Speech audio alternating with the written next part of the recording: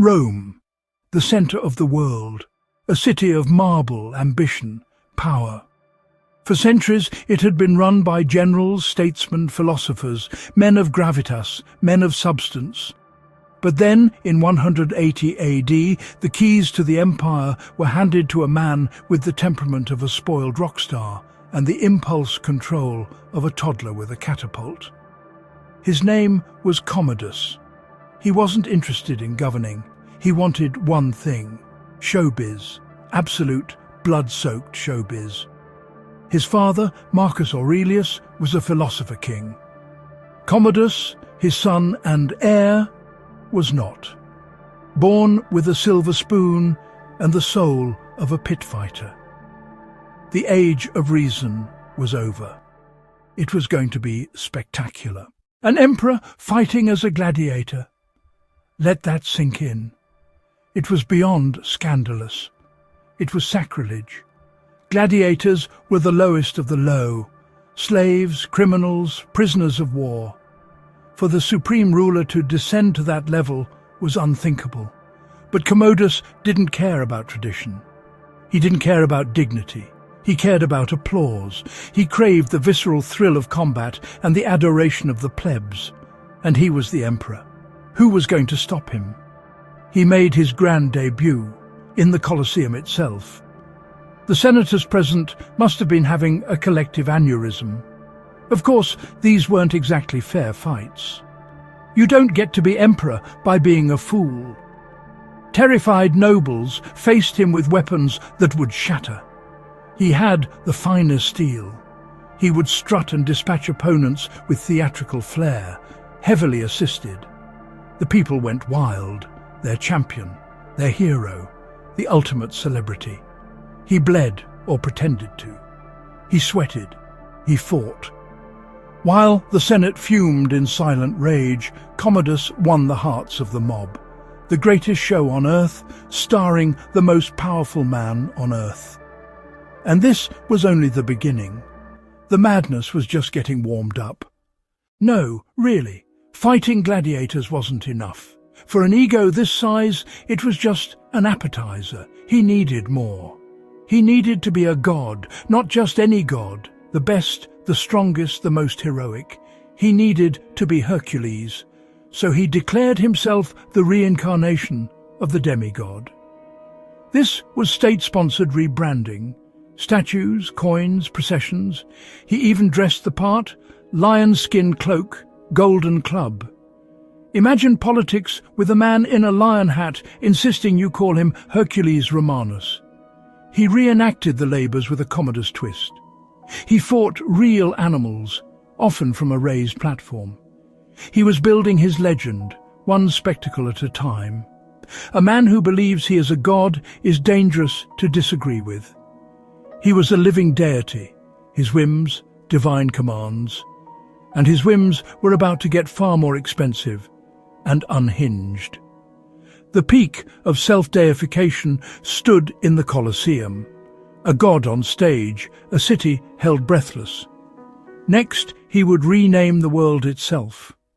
Let's be clear, Commodus's ego was continent-spanning. Simple, rename Rome after himself. The eternal city scrubbed from the map, Commodiana in its place.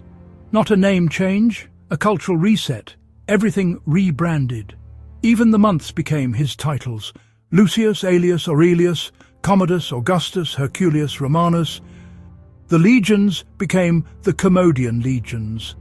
The Senate, Commodian Fortunate Senate. Even the people, Commodiani.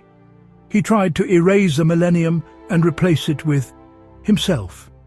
You sleep in Rome, wake in Commodiana. The calendar is gibberish. Not Romulus, not Caesar, not Augustus. The city was his personal property. The Senate was powerless. They rubber-stamped the lot. Every road led to Commodus. Every coin bore his face. Every citizen became a supporting character in his divine drama. And the star was about to send the bill. 1,000,000 sesterces, a show. Viewer discretion advised. History gets expensive. Being a divine gladiator doesn't come cheap, especially when you set the price. Commodus performed, for cash, lots of it. Who paid? The Roman treasury. Each appearance, 1,000,000 sesterces, enough to support hundreds of families diverted from aqueducts, legions, the public good. Senators approved the payments, funding their own humiliation. He was performer, promoter, venue owner, and taxman. He looted the empire in broad daylight, and the crowd cheered. Hundreds of appearances. Do the maths. The cost was ruinous, bleeding the state dry, 1,000,000 at a time. Charging the fee became part of the show, a demonstration of absolute power, a spectacle of greed, a monument to avarice. As the treasury emptied, patience in the shadows ran thin. A senate in terror, a city on edge, and the games were only getting bloodier. While the people loved spectacle, the elite lived in simmering terror. Commodus was unpredictable, paranoid, and absolute. Prefects rose, Perennis, Cleander, selling offices, seizing fortunes. He slew an ostrich, then wordlessly brandished its head at the Senate. Ghoulish threat. Cassius Dio bit his wreath to keep from screaming. Commodus styled himself Venator, master hunter. Animals shipped from the empire's far edges at enormous cost. From absolute safety, he killed them, like shooting fish in a barrel. He even devised crescent arrows to decapitate ostriches. He was proud of it. Wastefulness and cruelty shocked even Rome. For 14 days straight, beasts in the morning, gladiators in the afternoon. The sand was stained, the legend self-written. By 192, Rome had had enough. A plot formed in the shadows. Marcia would poison his wine, but he purged the poison. He would survive. Panic set in. They found Narcissus, the wrestler. No grand duel, no glory, only a sordid struggle in the quiet of the palace. He locked his arms and squeezed the life from a man who called himself a god. Commodus flailed. The poison had sapped his strength. The fight was short, ugly, strangled by his wrestler. An end as undignified as his reign was grandiose. The Senate celebrated, declared him a public enemy. Statues fell, names were erased. Commodiana became Rome once more. The Senate wanted his body dragged and thrown into the Tiber. Pertinax intervened. He was laid in the mausoleum of Hadrian, near the father he failed to emulate.